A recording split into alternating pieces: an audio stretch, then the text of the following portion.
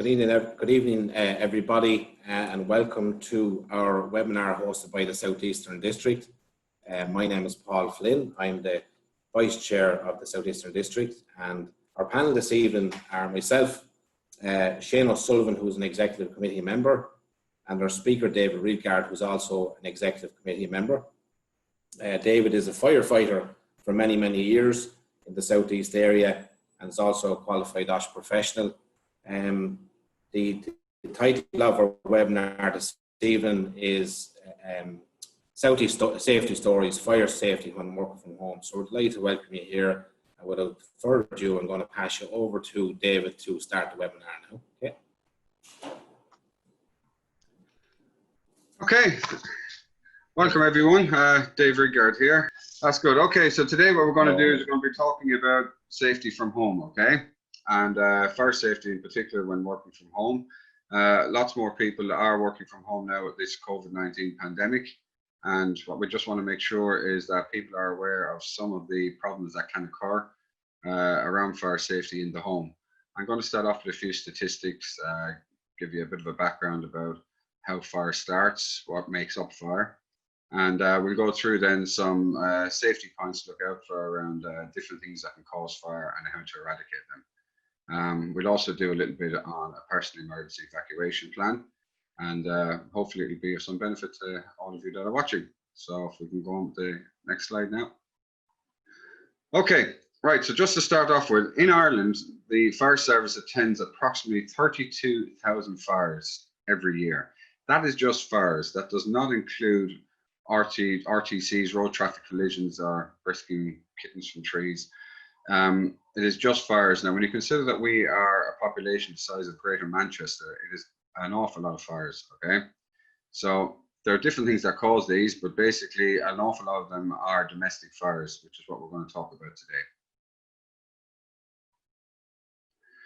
So some of the other stats are, there's approximately 1,600 jobs are lost annually each year due to fire. That figure has actually doubled in the last year or so because of the fire that happened in Douglas Shopping Centre when they had to shut down the entire shopping centre. But it's still an awful lot of jobs to lose every year just because of fire. Approximately 41 people, that figure has gone up unfortunately in the last year, lose their lives because of fire. Now that is an awful lot of people. It's about one a week, okay? So it's a devastating way to go, and it's devastating for the families involved as well. The majority of deaths still have no fire alarms at home, okay? We're finding this more and more, especially in rented accommodation, and especially when you go to the major cities like Cork, Dublin, Galway, Limerick, and Waterford. A lot of people are renting now in apartments, and while it is the responsibility of the landlords to have smoke alarms, etc., in the buildings, the responsibility is with the tenants as well. And sometimes they don't want to detect them and check them out and see, get the landlord coming and visiting. But basically, we need to make sure that people out there have smoke alarms and they are tested and they are working.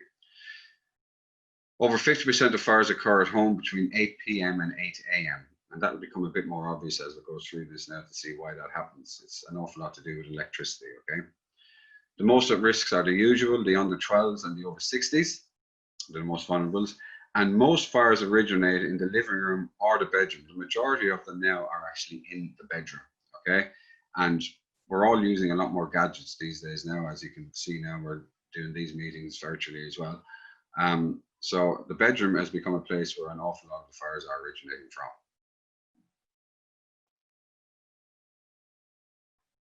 Right, so in order to have a fire, you need to have three things, okay? Now, some of us who are of an older generation, I always find it easier to teach people how to remember this is remember Knight Rider or Baywatch. Now the star of that was not Pam, it was David Hasselhoff. And David Hasselhoff was better known as the Hoff. So an easy way to remember this is the fire triangle. You need heat, oxygen, and fuel. So that's where you get Hoff from, okay? Heat can be anything from smoke, can come from plant and equipment, hot works, electrical appliances again, and arson. The oxygen, of course, is in the air, so we have that as well to cater with. And the fuel can be anything from flammable materials to flammable liquids, cleaning and household equipment, and clothes, etc., all just building up into a fire load. Okay, so, and of course we need to look at things like safety data sheets as well. So we're going to play a video here now, and basically what this video will show you that is that you need to have heat, oxygen, and fuel in the right combination and in the right concentration in order to get a fire. Okay, and when you get these, basically you get a fire. But if you just take away one of those items, just take away one of those, heat, oxygen, and fuel, you'll be able to stop the fire, which is basically what our job is all about in the fire service. So if you want to play that there, Paul.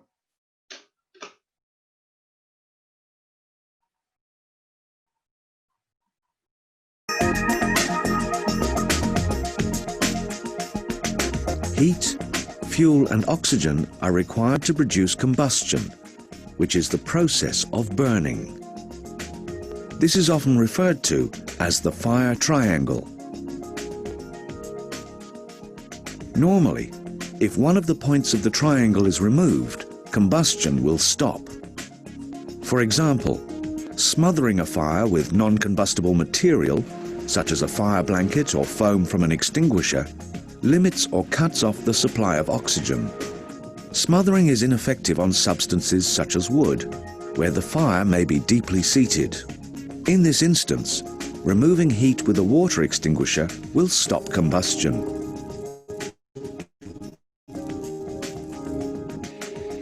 The source of fuel can be removed from a fire to stop combustion. For example, the source of a gas fire can be shut off, if it is safe to do so. Material safety data sheets and container labels use specific terms for important information concerning fire hazards. Usually, the material safety data sheets will list the flash point, fire point, and auto-ignition temperature. The flash point is the lowest temperature at which a flammable liquid will momentarily flash if a flame or spark is applied. However, combustion will not continue at this temperature.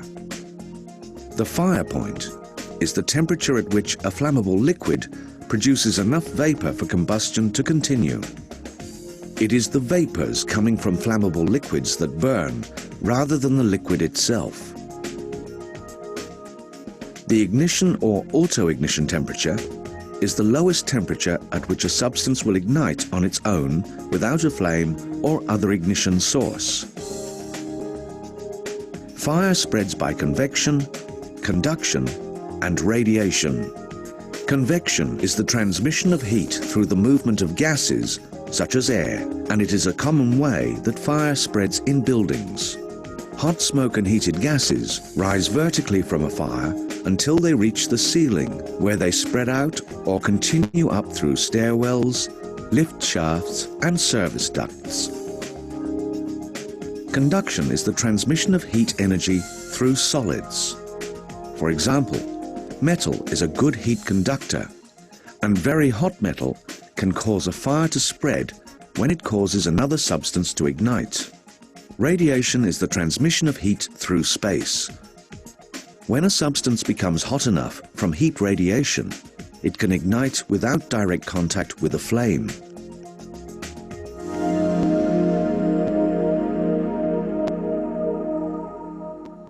Okay, so heat, oxygen, and fuel, HOF. It's easy to remember, okay? So let's take a typical example of a fire starting in a three-bedroom semi, we'll say, okay? So the fire starts off now, it's down in the basement there, and it's eventually what will happen is the smoke, if we do the next slide, Paul, then if we do that, the smoke will travel around the house, and smoke and gases will tend to go everywhere, okay? So it'll go everywhere, and with that will come heat. So with that, the fire will spread and will continue to spread throughout the house, okay? Eventually, when that fire takes off and the building gets on fire, it'll radiate over to the building next door, and the building next door will eventually catch fire. If you notice, what's not burning in this slide here is the rooms where the doors were closed, okay? So if we go on to the next slide again, you'll find that if you keep the doors closed, it can contain the fire. And one of the best bits of advice any fire service will give you is to keep doors closed. So before you go to bed at night, number one tip, keep the doors closed, okay? Because it helps the fire to be contained and it stops it from spreading. This is also important when you are working at home, okay? Close all the other doors, bedrooms, wherever. And if you're working away in your office, that's fine, keep it there, but the rest of the house, all the doors need to be closed, okay? Next slide, please. Right, this is a nice little picture here that we took before at a fire. The bedroom went up on fire and it really did take off and it destroyed the whole bedroom.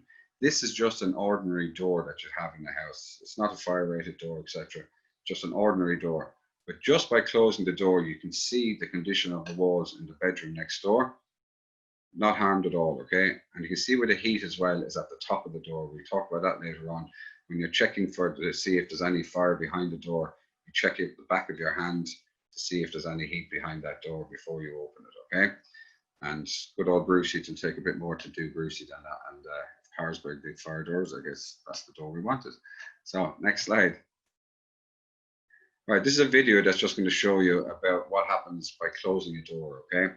It's a kitchen that went on fire, and basically by closing the door, they were able to contain that fire just within the kitchen. So again, it just highlights the importance of closing doors, all right? So play away. Both responded and attended in less than 5 minutes. As you can see, we've had a kitchen fire. With the door shut, you can obviously see the smoke damage just starting to come through that door and set the alarms off. Coming through, and this is the importance of shutting a kitchen door, by the way. Coming through into the kitchen, we can see the devastation in the kitchen where the fire has occurred. It's taken all the corner of the kitchen, both plug sockets there. So it was quite a severe fire because it's took the plaster off the wall as well. As I say again, we can't stress the importance of shutting your doors at night to make sure that this doesn't spread through the house. Okay. Okay, thanks for that, Paul. So we're now going to have a look at what are the most common causes of fire, okay?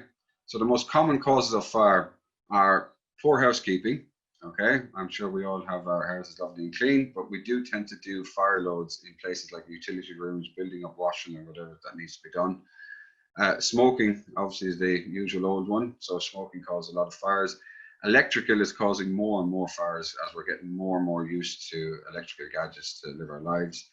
Arson, of course, we've always got to cater for that. Mechanical, contractors, if we have contractors coming in, might be rare enough coming into the house, but we do get them coming in and they can cause problems as well. And next slide again is chimney fires. Right, chimney fires are more common than you think, especially in rural areas. People need to be careful about chimney fires, especially if they're burning timber. Make sure it's not green timber as well, okay? But we need to keep an eye out for that. Cooking fats, they have a separate section all of their own when it comes to the fire service dealing with them because they are so difficult to put out. People are still cooking chicken and chips and whatever in saucepans filled with oil, which is crazy, but they're doing it. And candles is another one, a personal hatred of mine, which I go through later on. And the other one that's really important now, and is probably the biggest cause of fires that we get called out to, is mobile phone chargers and laptops, etc. Okay, so they are the biggest cause of fire at the moment, which is mobile phone chargers and laptops, tablets, etc. Okay, so what can we do to reduce this risk? Okay, but the risk of arson, well, let's just keep wasted combustibles locked up. Don't store them near the buildings because if the bins go up, the biggest call-outs we have, nearly 15 to 20% of call-outs for nearly all fire services in the country are to put out bin fires. Young fellas love setting bins on fire. I don't know why, but they do. And nearly 15 to 20% of our call-outs are for bins, okay? So if you have bins or waste at home, keep it away from your family home so that if it does get set on fire, at least the home won't be taken up with it, okay? Encourage anybody around if they see staff or whatever, if there's suspicious activity, get them to report it. Manage contractors and have intruder alarms if you have it, okay? All right, next one. Candles, right, what can we do to reduce the risk of fire from candles? Just don't use them, okay? We don't have the respect for candles that we used to have years and years ago. People buy them, they think they smell lovely and they look nice and they just don't have any respect for them. On a personal story, when I used to live in England for 15 years, when I came back from England, we never had a fire. In London, we were never allowed to light a fire. Our first Christmas back, first child, 6 months old, we had a new house, and my wife decided to put a garland across the mantelpiece and 3 candles in it, and it looked lovely. That was great. I'm born Christmas Day, unfortunately. And but Helen was asleep with the baby down the room, and at about 2 o'clock in the morning, I decided to go in and just make sure everything was switched off. And I opened the sitting room door, and I was met with a blaze of smoke and fire. The candles had burnt down, and she had little lights going through the garland as well. They were sparking, and the place was filling with smoke, and this neutral plane of the smoke was coming down quite quickly. I managed to get in, crawl in, keep low, and unplug the lights, take all the debris off with the tongs, stick it in the chimney, open the windows, close the door, and wait outside. A very near escape. Very, very lucky. Absolutely lucky. I didn't tell her anything until the next morning when she woke up and told me, because I put off cleaning it. 3 years later, we moved into a new house that we built ourselves, and Christmas again, new baby, and the same thing happened again. So I decided to ban candles and join the fire service. So look, I just ban candles in my house. It's just we haven't the respect for them that we should have, and they are very, very dangerous. Okay. So next slide. Right, around chemicals again, we just got to be careful around chemicals. We shouldn't have too many in the house. It always surprises me that the most dangerous chemicals we keep underneath the sink, and worry terribly about cough bottles and that, and put them high up on the press. But look, corrosives and that, we shouldn't mix them with flammables, okay? So if you've anything like that at home, just store them outside in the garage or a shed, don't keep them in the house. So how do we reduce chemical fires? Replace with less flammable stuff. Use chemical cabinets. Dispense in small quantities only. Everything is now in little squeezy bottles, 1 litre at the most. Don't store flammables and corrosives together, and store oxidizers separately, okay? Right, electrical. This is the big one, okay? An awful lot of fires are caused by electricity. As I said, it's mobile phone chargers, and that are one of the big ones, okay? So if we go on there, Paul, on the next one. So these are just some pictures that we have, okay, of things that can go on fire. I do a lot of work with ESP networks, and they've advised me that their mantra is that no more than 2 in 1. Okay, so you have these multi-sockets, and you can have 5 or 6 ports in them, and people have 5 or 6 things plugged into them and think it's okay, but it's all coming from the same wall socket. So what you should be doing is no more than 2 in 1, okay? An exception I would give to that is around Christmas time, ironically enough. Most of the Christmas tree lights, or nearly all of them we get now, are LEDs, so there's a very small draw on that. So you can put in 5 or 6 into that for your Christmas tree. That'll only be the same as a bedside lamp. You can see there a picture as well of the mobile phones. Kids these days, you might as well try and take their right arm off to try and get the phone off them. It's a nightmare, but they bring their phones to bed, and they tend to put them on their pillow, beside their pillow, underneath their pillow, beside the bed, and they go on fire quite a lot. And this kid here had a very lucky escape with his phone. Next one, Paul. Right, something else to think about. You'll be working at home, you're in your office or in the spare room or whatever, and you're working away, and you decide to put on the dinner because everybody's going to be home in a while, or you put something on, and then you get a phone call. And you forget all about it, and you're there and you're working away, and before you know it, it's boiled down to nothing and it goes on fire. All right. So what you have to remember when working from home, okay, and an awful lot of us are doing it at the moment, is that if you put something on the cooker to cook, set an alarm on your phone or something, okay, just to make sure that you remember to get out there and keep a check on it. Don't get distracted by a meeting, or don't get distracted by having to do something to get it in on time. Keep an eye on these things, because they do go on fire quite a lot. Again, this was a tablet that went on fire. These things like laptops and that, people tend to bring them to bed with them now, and they might be doing that little bit of work at the end of the night, or just going through and catching up on social media, etc. And the air intake from a laptop is underneath, okay? And people tend to sit the laptops either on the quilt or put a pillow on it or whatever.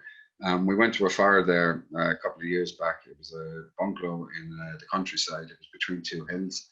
And when we arrived there was nothing left of just the 4 walls, and myself and the local sergeant and the police, we had to go in and try and find the man that was living there, and we found what was left, which was just skeletal remains in a bed with the laptop beside it, and further investigation found that it was the laptop that had started the fire.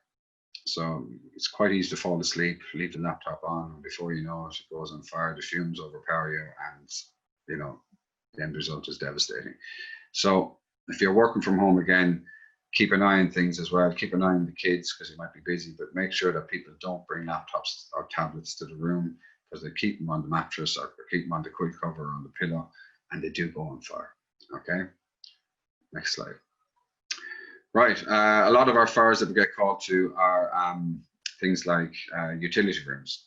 So again, you're working away in your room, doing a bit of work in the office, you've turned on the dryer, and it goes on and on and on, and these things get really, really hot, especially if you put damp clothes in there. Okay, very damp clothes, and they get extremely hot. And again, they have an air intake, all right? So you need to keep an eye out for these things. A very simple solution, guys, on this, okay, is to just, around this time of the year, actually, before we head into the winter, is pull these things out. There's usually 3 little hexagonal number 10 bolts on the back. Pull it out, give it a hoover all the way around, just give it a general clean up, stick the 3 bolts back on, push it back in, make sure that all the little dust and bits of cloth and that are getting caught in the door on the way out, make sure they're all cleaned up as well, because these things get very hot, especially with very damp clothes we put into them. And we switch them on and go off and do our work and forget about it, and before we know it, there's a fire there, okay? It's just an image of the devastation that can happen. This fire actually happened in a bedroom, and it happened from a laptop again, okay? So I'm just trying to reiterate here the importance of not taking laptops, etc., phones, tablets, and that into the bedroom with you, okay? So what can we do to reduce the risk of electrical fires, right? Well, we use qualified electricians if we're getting anything installed.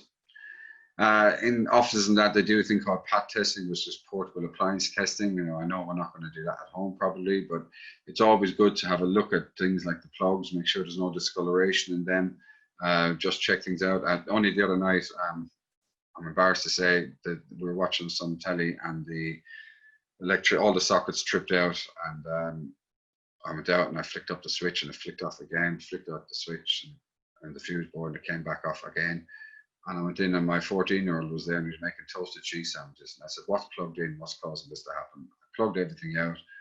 He kept his toasted cheese maker on, and it kept tripping out. And he said, oh, there's sparks coming out of this, Dad. That's the problem. He left the cord inside when he squeezed it down, and he was after shortening it out. So you need to keep an eye on kids as well, lads. If you're working away and they're in the house, keep an eye on them. Just go in and check on them and make sure they're not up to anything silly. Use fixed sockets. Again, I told you about the multi-sockets, no more than 2 in 1. Okay, that's the advice from the ESB. Okay, and inspect all plugs and cables before use. Okay. Fire loading. Okay, so look, like I said, we tend to have things, and we might pile things up. Like, we're all busy these days now, and even working from home doesn't help an awful lot. And basically, you know, having clothes building up to be washed at the weekend, you know, builds up into the utility room. You have a fire load there, especially around Christmas time as well. Now you get a load of packaging with all the ties and presents you're going to buy. Get rid of it straight away. Bring it out, put it in the bins, or put it in the garage, or wait for it to be collected. Okay. But basically, keep an eye on where you have fire loading around the areas. Okay, and especially as well when you're thinking about your escape route, you don't want to end up tripping on the way down when there's smoke all around the place. So keep an eye on all that. Okay. So we can reduce risk from poor housekeeping by, first of all, lads, helping out and clean out at home, clean up at home as well, okay? And but clean daily, keep an eye on things, okay? Compact any waste, keep that waste away from the building, all right? Reduce your packaging if you can. We're all trying to be a bit more green. I'm not going to say you're doing a housekeeping audit, because if I brought that into my house, I know I'd be in trouble. But just keep an eye on things, okay? And just, you know, get the kids involved and, you know, get them to keep their rooms tidy, etc. All right. Smoking. All right. What can we do to reduce the risk from smoking? I smoke myself. I know I shouldn't, but I do. And If you're working from home, you might not have the same restrictions like you do when you're working in the office, when you're not allowed to smoke. But it's still a place of work and you shouldn't smoke there. Okay, and it's in the house, you shouldn't be smoking in the house anyway. The easiest thing is ban smoking. I want a cigarette, I have to go outside and have it. That's it. So have a designated area for smoking. Away from bins and the main building, because what the fellas tend to do when they've finished their cigarette, they tend to flick it, and they flick it and it can go anywhere. It can go over near the bins and then the bins catch fire, etc., etc. Okay. Some people, I don't know if you have them at home. I have them anyway, like you'd have in the outside of a pub. You have the little dispenser that you can put the cigarettes into and put them in there, but they tend to get filled up and go on fire. We had a situation where a pub actually went on fire because the holder for all the old cigarettes started flaming. It caught the hanging baskets that were just above it. That went on fire because they were very dry from the wind, and then that caught the eaves of the pub and then the travel through. So again, any smoking, best thing to do is ban it, have a designated area, keep it away from the building, and keep the bins away so they don't get flicked in. Okay. Smoke alarms, right? This is one I really push on everybody.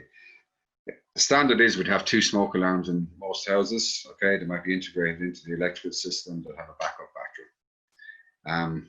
I don't go along with that. I think you should have a smoke alarm in every room, and you should definitely have a smoke alarm in every single bedroom.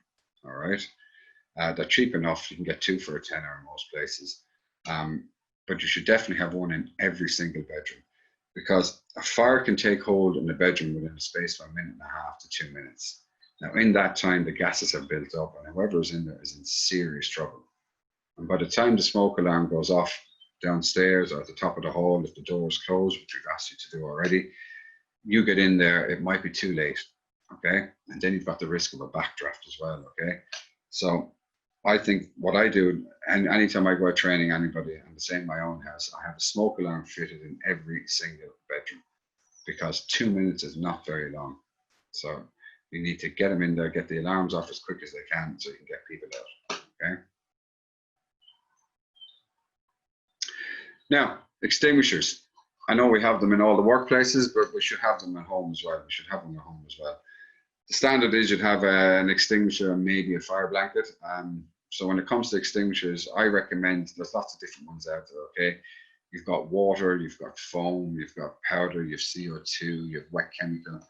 But really and truly, like, the water one has been done away with more or less, and it's just catered for now with foam. But I think the best extinguisher to have home, and what I recommend, is a CO2 one, okay? You're not firefighters, so you have to be careful what kind of fire you can tackle. You really shouldn't be tackling anything much bigger than, you know, a waste paper basket, that kind of thing, okay? So basically a CO2 extinguisher I find is the best one to have, okay? It puts out most fires and it causes very little damage, all right? So they're very easy to use as well. So when you're using the fire extinguishers, okay, we use what we call the P.A.S.S method. And that is P for pull the pin, A for aim at the base of the fire, S for squeeze the handle, and then S for sweep from side to side. They're a very good extinguisher, and basically they will suck out all the air out of the system. So you basically are killing all the oxygen in it. So remember your HOF, heat, oxygen, fuel. So that goes in, it'll kill out all the oxygen and the fire go out. It's no good. Remember the video we showed you earlier. It's not much good for anything that is a deep-seated fire. All right. So it might put out a lot of the flames, but if the heat is already in there, it can catch back up again. But it will get you time to get out if you have to. Okay. So before fighting the fire, if you're at home, basically shout out. I doubt you'll have a smoke alarm, a fitted alarm system in, but let everybody know that there's a fire there and get everybody out. Okay. Call the fire service straight away. Give them your location, give them your air code if you have an air code, okay? And at the same time, then if you feel up to it, then get your CO2 extinguisher and see if you can tackle the fire. Always remember to make sure you have a safe way out. If you can't tackle the fire, always close the doors. And even if you have tackled the fire, close the door straight away afterwards and wait for the fire service to turn up, okay? Because that fire could start up again. And what we don't want to have is a situation where it spreads all over the place, okay? This guy here must be settled and he looks very happy. So we'll do a nice small fire, something like a waste paper basket, something like that, we can tackle it. But anything bigger, we don't do it. We just make sure everybody's out safe and sound, close the door, and wait for the fire service to arrive. Now, a personal emergency evacuation plan. You should all have this in your homes, okay? Years ago, the guards did a thing here in Ireland. It was about seatbelt sheriffs and trying to get the kids in the primary schools, people who still listen to us, to become seatbelt sheriffs. And basically, they came home and they got little badges, and they had to go around and inform us, and they got a bit of a couple of nights off from doing their homework and that, and inform us about the importance of wearing seatbelts. And when you get into the car, they'll be going, Dad, put on your seatbelt, I'm the seatbelt sheriff. And nice and cute at first, but it gets a bit annoying, but that's still right. So we decided in the fire service we do something similar, and we visit schools as well, and we give them a fire plan to bring home and to do a personal emergency evacuation plan. And it's very good, and basically they get to draw in a couple of pictures on fire trucks and firemen and all that kind of stuff. But they get the parents then have to fill this in, and what they do is they have to work out what kind of house they're living in, how they can get out of that place if there is a fire, if there are smoke alarms in all the bedrooms, do they have an extinguisher or a fire blanket to help them out, and basically how they get down the stairs, and if there's fires at the bottom of the stairs, how would they get out from the top of the stairs, getting out a window, etc. So it's very good, and especially if somebody there then who's elderly or special needs, you need to be thinking about how do we get these people out and safely, you know, without causing further injury and holding people up. So you need to have a look yourselves now at home that you're working there, and just think to yourself, what would happen, God forbid, in the middle of the night if there was a fire in one of the bedrooms? How do you all get out? If there's a fire downstairs and you can't get out, how do you get out? Okay, and just a few things you need to take into account on this. One of the things I highlight as well is I personally live in a dormer bungalow. So that basically means that the roof space is bedroom space, and we have Velux windows. So if there is a fire downstairs, I have to start thinking, how would I get people out? So a wife and 3 kids, I have to convince them now to climb up onto a roof, out to a Velux window, and get them down a roof onto the ground safely. Not the easiest thing to do. But what I've done is I've got a ladder. I bought a ladder that I can connect up onto the Velux window, and basically gets us out, okay, nice and safe and sound. The other things you need to be doing as well is you need to do door checks if the alarm does go off, and that's using the back of your hand. Okay, so the back of your hand, you use that to check the door, and you're checking for what we call a hot door. All right. Remember that image I showed you earlier of the bedroom? We had Bruce Lee on one side, remember? And the door was burnt from the top half down to the middle. That's where you're checking. You're checking for a hot door, okay? Because there could be a backdraft created behind there. And if you just open that door, you can cause an explosion. Now, obviously, for our nearest and dearest, we're going to do everything we can, but there's a certain technique we need to use to open those doors, and the fire brigade know how to do that. Okay. One of the things I found when I was doing the personal emergency evacuation plan for my own house was that I always had, that was my door on the left-hand side there, and we used to have a key in the front door and a key in the back door, and the keys used to go missing. The kids used to take the keys out, and there were kids, and they go missing. And I'd always be given out that the keys were gone. What if there's a fire? How do we get out? So I ended up taking the key, and I tacked a little nail into the architrave of the door frame, and I hung the key up there, and I said, that's sorted. The new game then was sitting down with a rolled up pair of socks to try and hit the key off the thing to see who can knock the key off and annoy daddy again. So in the end, what I did is I just bought a thumb turner. You see that on the right hand side? It's only about 20 euros, very easy to fit. And basically you can easily lock your door at night, and you can easily open it in cases of emergency. And you've got to imagine this scenario that you're coming down the stairs, the place is nice and it's very hot, it's smoke filled, and you're trying to find your way down with a wife and 3 children.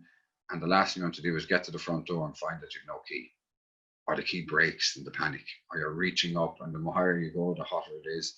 And you're reaching up to try and get that key in all the smoke off the little tack that you put in the architrave. The thumb turner solves all those problems. It's so easy, and it's something I highly recommend for everybody to get, okay, especially when you're working from home. Next slide. So you should practice your evacuation drill. I know it sounds a bit anal and all that, but we are spending a lot more time indoors now working as well.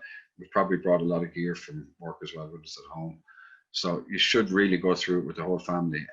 What if there was a fire? How would we get out? And take the scenario of if the fire is downstairs and you can't go out from downstairs, how do we get out from upstairs, etc. If you can't get out the front door, can we get out the back door?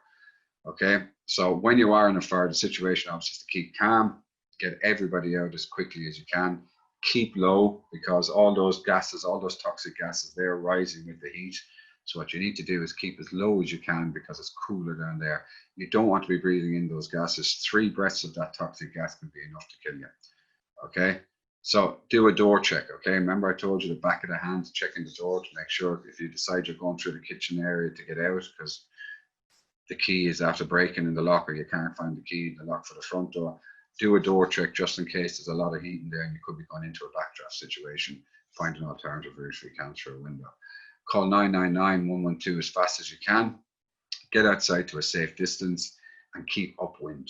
Okay, you'd be surprised the amount of times we go to places and they have assembly points and the smoke is pouring into them. You have 20, 30 people there and they're coughing and spluttering and they're going, why are you standing here? Because this is the assembly points. And I'm going, but it'd be safer to stand up there. So keep upwind. Do not re-enter. Never, ever, ever re-enter the building. Not for a cat, not for a dog, not for anything. Okay, because fire takes hold so fast, you could be caught out very, very quickly. This is just a quick video now to show you again. It's about 3 minutes long, I think, but it's again just to go through the kind of checks you need to do in your own home. All right, and again just to check everything out and keep an eye on electrical equipment and keep an eye on kids. Okay, so I'll keep quiet and I'll let this video play.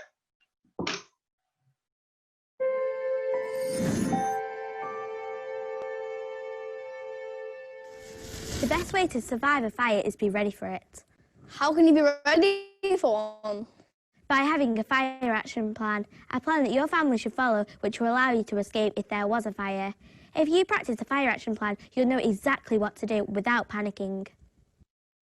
This girl has recently received a visit from the Fire and Rescue Service at her school and is now telling her parents about nighttime routines and how important it is to have a fire action plan. Now, here's what could happen if there was a fire in your home. The family are asleep. Their house has a fire in the downstairs room.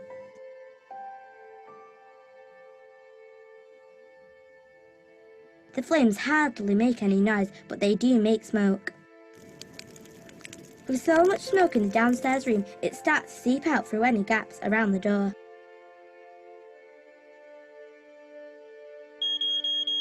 Now the smoke has set the smoke alarm off.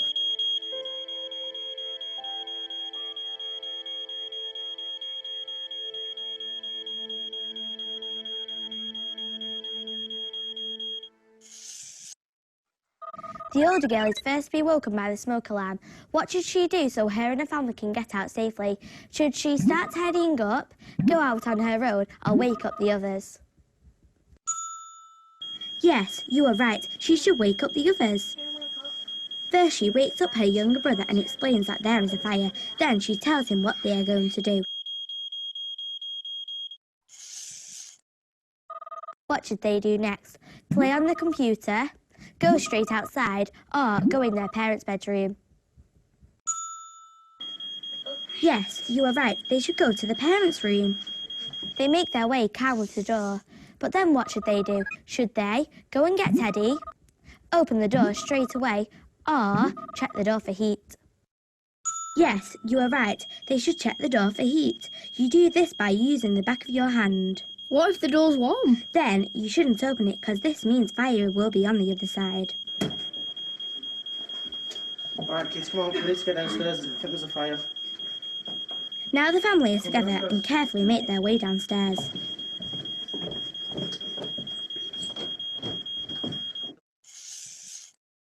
Once at the bottom of the stairs, they have to make a decision. What should they do next? Should they open the door and look for the fire, get their favourite toys, or go straight outside? Living room's on fire. Come on, put it down. Yes, you are right. They should go straight outside. You should never stop to investigate the fire or collect valuables or pets. The family are now safe outside. One of the parents uses their mobile phone to call the fire and rescue service.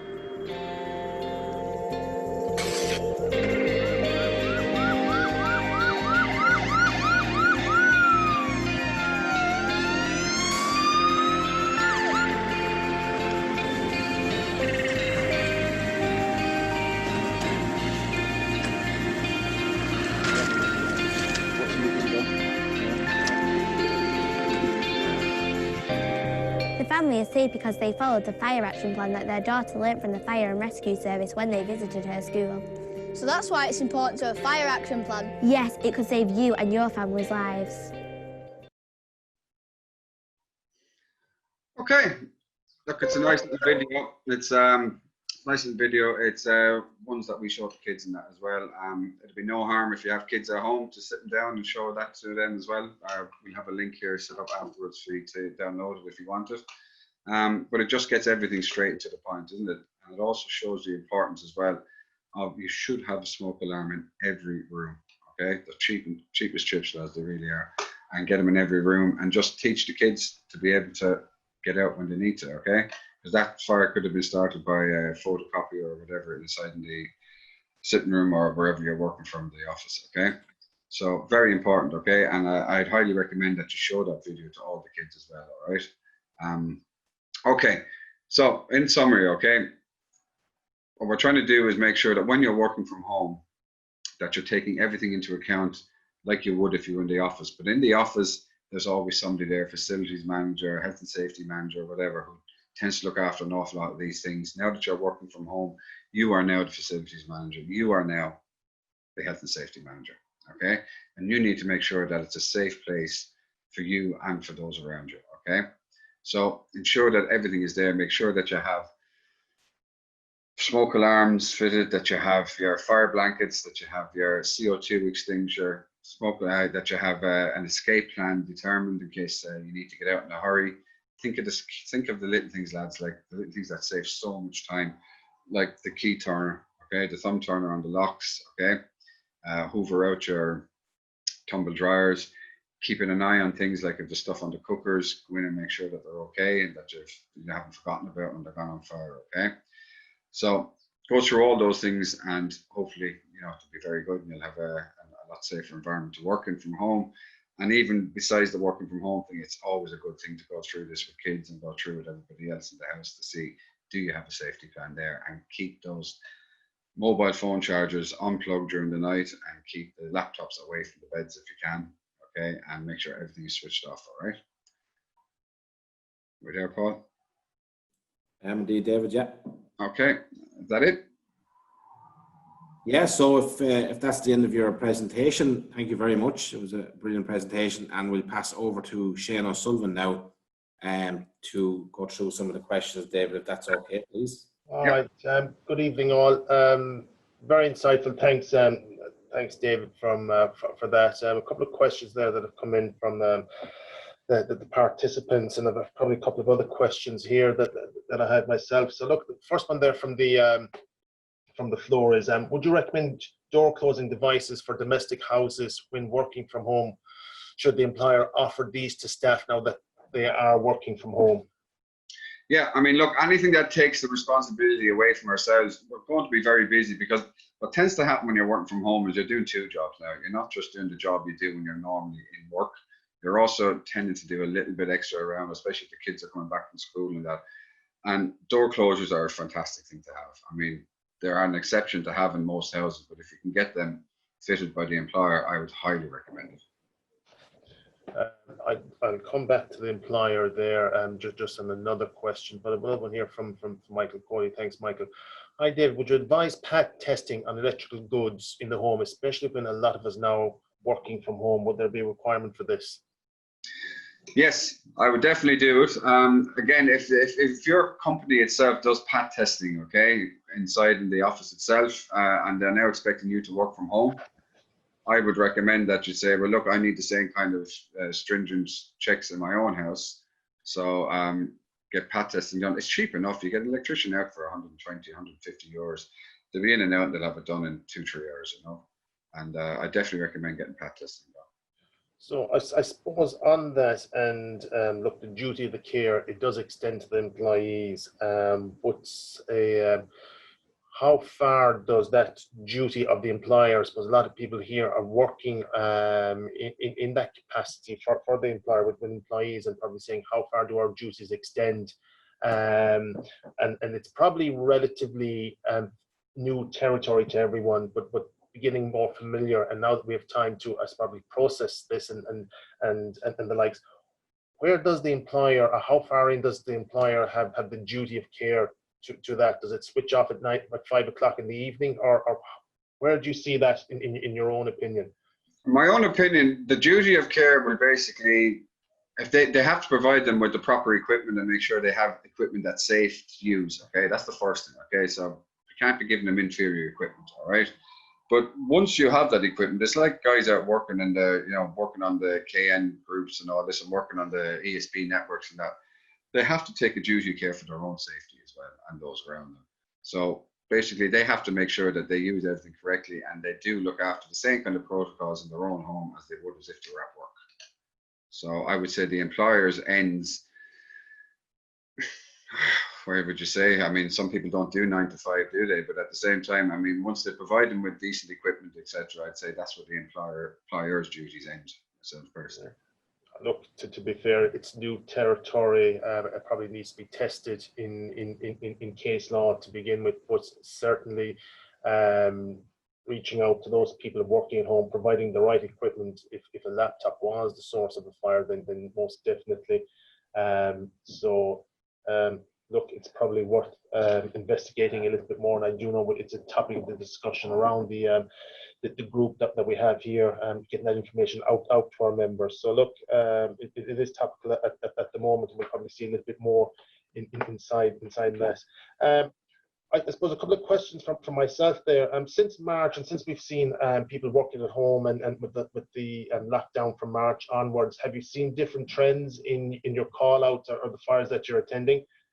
The amazing thing that we found is that with the COVID lockdown, we expected the calls to half nearly because there was not so many people on the roads, but we have never been busier. We have had the busiest 6 months we have ever had in the station that I'm in, and it's all domestic, and an awful lot of it is fires. It's just amazing. I mean, people are at home more often, and they're working from home, and they're using a lot more electrical gear, and the kids are at home a lot more. And I'd say we are at least 40 to 50% busier since COVID came in, and it's nearly all domestic. The road traffic collisions, etc., have gone down dramatically, thank God, but that's with the volume of traffic down. But it's amazing where people go, fires start, I guess, and accidents happen, and people are staying more and more at home through COVID and working at home. And the call-outs we've had now have gone up by 40–50% for domestic fires. Well, that's very, very interesting. And on that, would you see there's a difference in rural call-outs or domestic call-outs, or would you say there's not a... Not a huge difference. I'd say rural call-outs are higher than the domestic ones, than the urban ones. It's nearly all electrical. It's nearly all electrical. And I guess people are just at home now, and they're using more and more electrical stuff to work at home, and the kids are bored at home, and they're on their laptops and their tablets talking to their friends, and they're forgetting to use them. I mean, I really can't stress enough the one about phone chargers. I mean, what I do is I go around every night, and most of the time, my kids, I go into their rooms and I switch off their chargers at the socket, and because they haven't charged, they haven't been plugging in and charging overnight, which they shouldn't do. And the phones are fully charged, the laptops are fully charged, their tablets are fully charged, and I switch them off. And every morning it's the same thing. Dad, did you turn off my charger? Is your phone fully charged? Yeah, but don't turn off my charger. It's easier, because if you take the phone, you're looking at World War III, So well, you may come into my room and turn off my charger, because it's certainly the last thing I do, and to make sure that I don't miss that alarm call in the morning. Perhaps it's time to change the alarm back to the wind up clock there, because that was my next question there. And are you seeing that it's the chargers are failing, or is it the RCD device in the house that is changing are failing? The chargers, it's the chargers are failing. And you know what? It's amazing too. It's amazing too, the amount. I mean, everybody who's listening in on this now, have a look at yourselves and think, when you go to bed at night, do you plug your phone in and leave it beside your bed so that it's fully charged for the morning?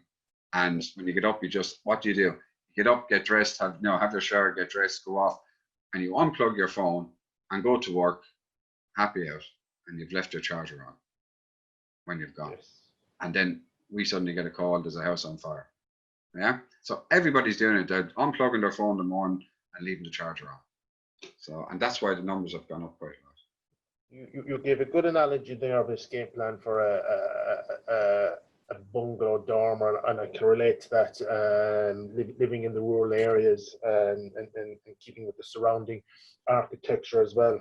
But what I would say there, your typical urban semi-detached first floor, are you waiting for the fire services to come with a ladder? Are you waiting for your kindly neighbour to put a ladder up against your window? Is that your escape plan? Or?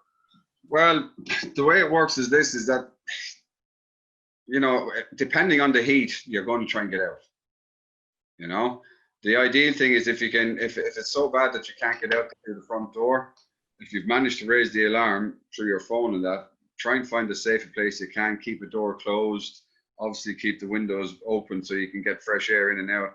But it will come to a point where you may somebody will have to climb down and just get a ladder then and do it. But I'm probably unfortunate but fortunate with a dormer bungalow, and that you can easily climb up to the Velux window and throw out the roof ladder that I have there. It's a rope ladder. But everybody needs to look at some way that they can get out. I mean, there's an awful lot of buildings as well, especially apartments now, and they've been built a long time ago, and they all have to pass by each other to get out one way, especially the older buildings. So it really is important that people have an escape plan, especially with kids as well, trying to get them out. And if you have elderly people, I mean, the heat is so intense. If you think about it, when we open an oven, it's about 180 degrees. And we go in fire training, in hot fire compartment training, we train at 550 degrees. So, I mean, because that's what it gets to in the house. So you really do need an escape plan, because you're talking minutes. Okay. I'm back to the floor again, and thank you, Helen. Question here: can you also recommend some information I can send around to our home workers regarding laptops, short films, and PowerPoints? I really do think people are not aware how dangerous tech appliances are. Is that something we can share with the slides after this, or it is? Yeah, and it might be something we might need to. I say we, the royal we, Paul. It might be something we might need to. Maybe I think if people are interested, just get a couple of little links together to show people the importance of unplugging laptops. Like I said, in the morning, that routine of just unplugging your phone charger, but leaving it plugged in, and just maybe do a nice little link. I think it's something there, a 2-3 minute presentation. If we can get that together and put it up there for people, to be very helpful, and especially to send out to the employees as well at their homes, just something to think about. And just the little touches, like 20 euros for a thumb turner, lads. I can't push that enough, because we've gone to so many fires where people have gone to go out the front door and they couldn't, and they've ended up having to try and climb out through windows instead because they hadn't the key in the front door or the key broke. Okay, so just little tips like that, I think it'd be a great idea to send out an educational video.